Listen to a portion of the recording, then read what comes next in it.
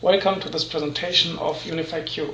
I'm going into the details of database connectivity of UnifiQ in this presentation. The things I want to cover is give you a quick overview of UnifiQ, then look at the Q database connections concept, show you how to configure connections to SQL base and how connections to Oracle and SQL Server do work. I will give you installation considerations to create a nicely working client installation. I will do Q connection demonstrations, of course, including installing UnifiQ. And I will show you what kind of technology we have created for UnifiQ in Team Developer as well, so you can use certain things like the new connection features of Q in Team Developer as well. And then I will give you a short summary. UnifiQ is about business intelligence and information sharing. There's three parts. There's personal query management, personal report management, and personal information sharing. Basically, you can build, save, and execute your queries and reports, and then you can share those with your peers or with other people or customers. For example, create invoices, save them as PDF files, and email them to your customers. And you can, for example, if you're allowed to export data, save that data to an Excel file, give that data to a marketing agency that will run a marketing campaign for you. In this webinar, I really want to go into the details of how database connections work in UnifiQ. The concept is easy and user-oriented functionality. There's a new auto-configuration approach. There's no SQL INI editing and then restarting the application like there used to be in the past. UnifiQ goes ahead and searches and finds all possible database connections that are available on a machine where it is installed. So it finds SQL-based databases, Oracle databases, SQL Server databases, and ODBC data sources. The user just has to add his username and password to connect and use that database. And this is the Q database connection dialog. On the left side, you see the tree of the available database connections. In this case, it is fresh installed and there's just one SQL-based connection available. And on the right side, you can provide your username and password. You can configure if you want to store your password. You can add new connections, import SQL INI, and things like that. But basically, what you do here is select the database, provide username and password, and log on to your database. So for SQL base, if you add a connection for SQL base, you get this dialog, and Q will provide you all available SQL-based databases, local or remote databases.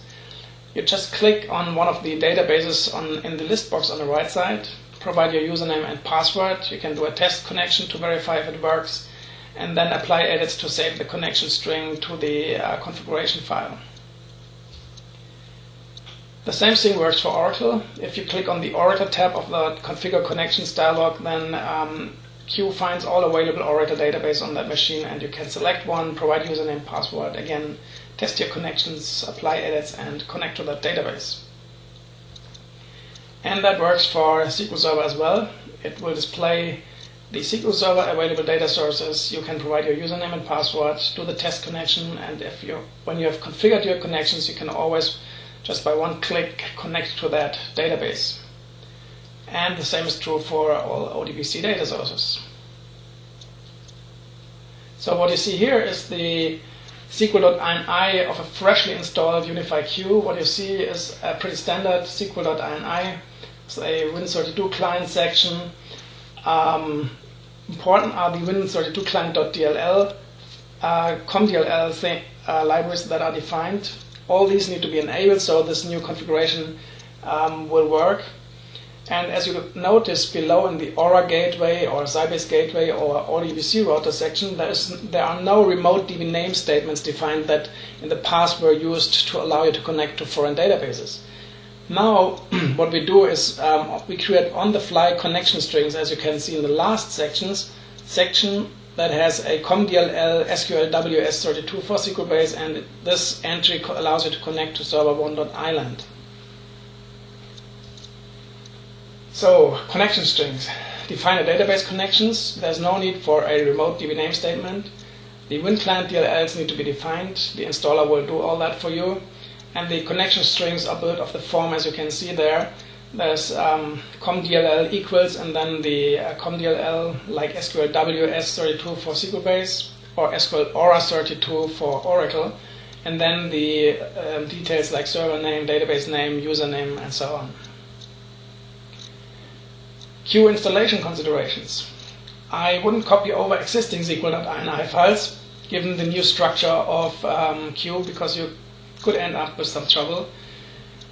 So let Q have its own SQL.ini and let Q manage all the database connectivity.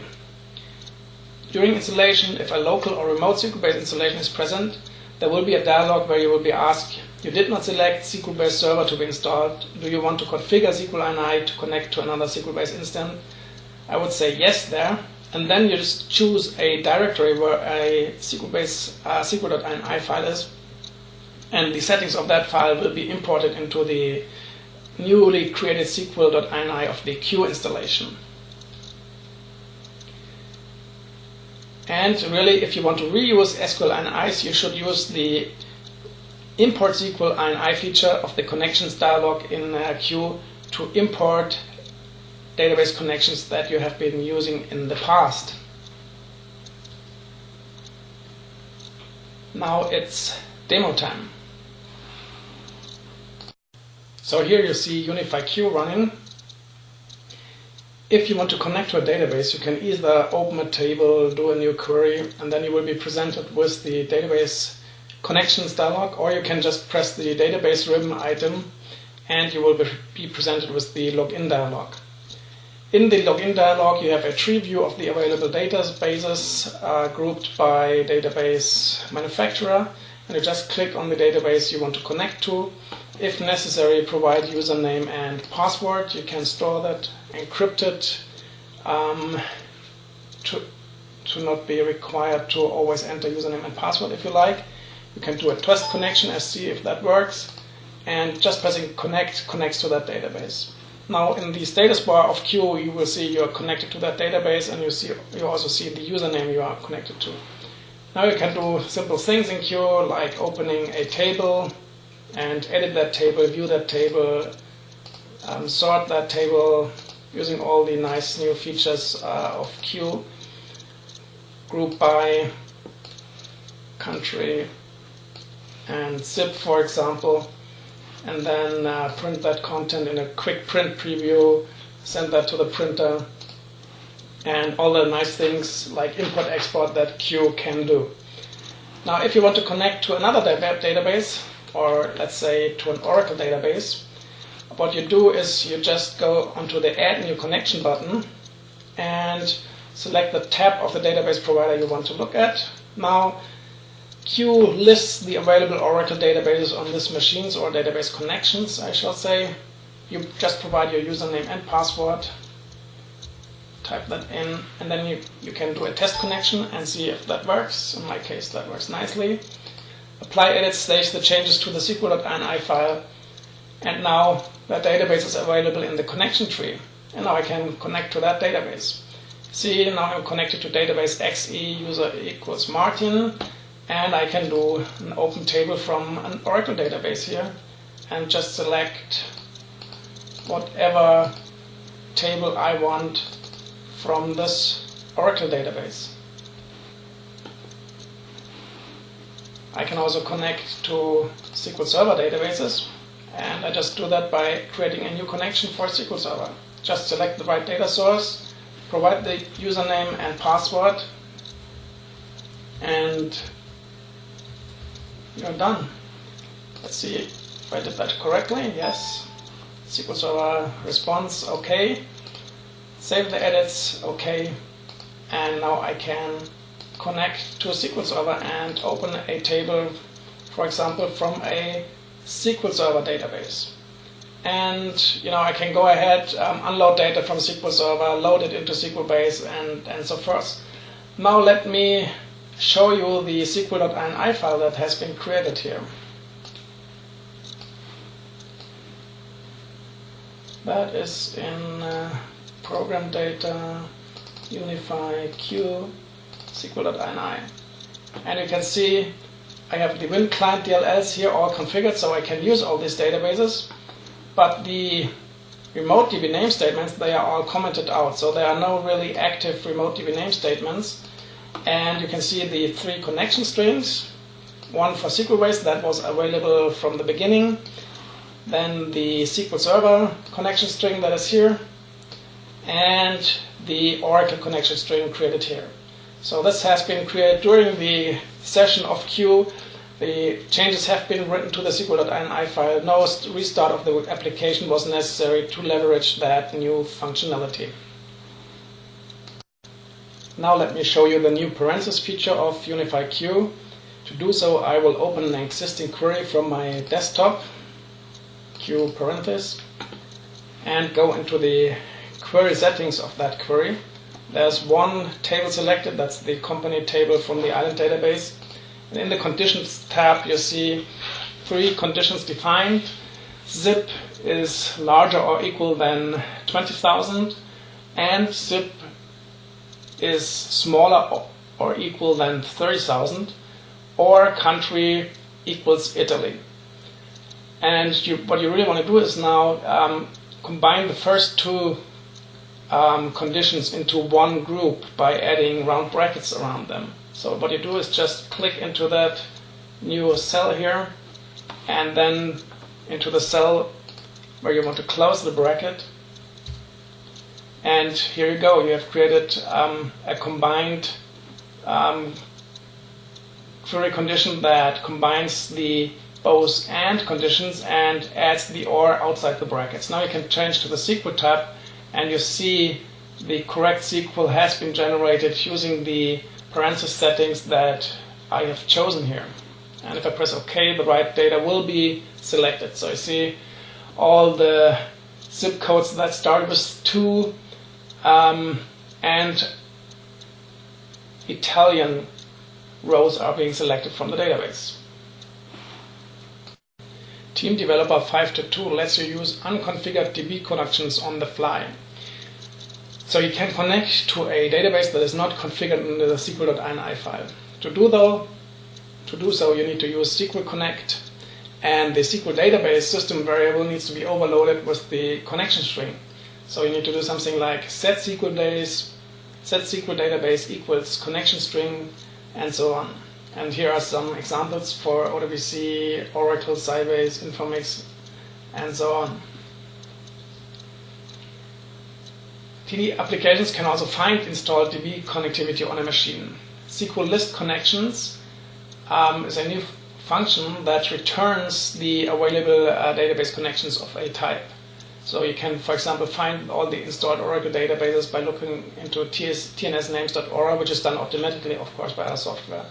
You can retrieve all the ODBC data sources that are installed in Windows, and I will show you that in a minute. There's a new SQLini section called Connection Strings, which contains all the connection strings that have been configured, and TD applications can retrieve these connection strings using the new function SQL get connection strings. They can also write connection strings using a new function called SQL write connection strings, and there's another function SQL delete connection string, which removes a connection string from SQL.ini. So now I will demonstrate you the SQL database variable overloaded with a connection string, and the new SQL list connection function to discover available database connection options. So here's the Team Developer application that is basically a grid window that loads data from an Oracle table. And when that table is being created, I'm loading that data from an Oracle table, but I'm not using a pre-configured SQL.ini connection, but I'm using the overloaded SQL database variable that now contains a connection string to that database. And using the function SQL connect, I can connect to that database without having that remote DB name configured in the SQL.ini that I'm using here. So let me just run that application. And you can see that this connect works perfectly without any SQL.ini configuration that has been done here. Let me do another example, or load that other example. which is the list connections. So in this application, there's a form window. Let me show you that form window. And this form window has a button that retrieves the connections. From this combo box, I can select the target database type, and the list box will show the available connections on my machine. Now let's have a look at the source code here. The contents, the push button is where the interesting part is programmed. I'll reset all the variables, and then I call SQL list connections to fill an array with available database connections, and the combo box contains the target database type. And then I will add the available databases to that combo box. So just run that. And let's choose Oracle here. Oh, ODBC, sorry. And I get all the ODBC data sources installed on my machine.